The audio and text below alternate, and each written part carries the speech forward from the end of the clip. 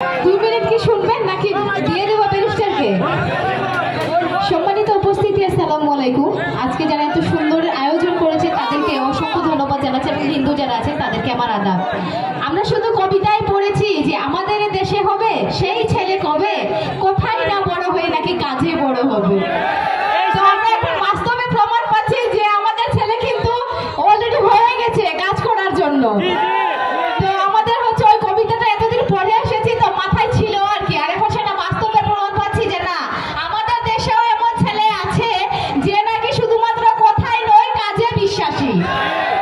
তো আমি হচ্ছে আজকে সুযোগ পেয়েছি তো 2 মিনিট কথা বলার, তাই আমি ভাইস চেয়ারম্যান নিয়েই 2টা কথা বলি আর কি। এমন সুযোগ আর হবে কিনা জানি না। তো আমি হচ্ছে ব্যারিস্টার সাইদুল হক সুমন ভাইয়ের কাছে একটাই অনুরোধ জানাবো যে মানুষের মুখে অনেকবার শুনেছি ভাই যে ভাই যারা হচ্ছে ভাইস চেয়ারম্যান আছে এদের নাকি কোনো কাজেই নাই। তো এই প্রোগ্রামটা যেন আপনার দিক থেকে আমরা না শুনি, সেদিকে অবশ্যই একটু লক্ষ্য দিবেন আর কি। আসলে যে হচ্ছে ভাইস চেয়ারম্যানের কিছু আছে সেটা যেন আসলে করে দেখান তিনি।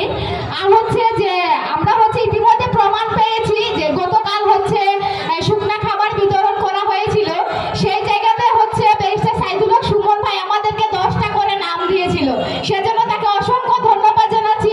এই প্রথম মনে হয় কোনো ভাইস চেয়ারম্যানকে 10টা করে নাম দেওয়া হয়েছে। তো আমরা আশা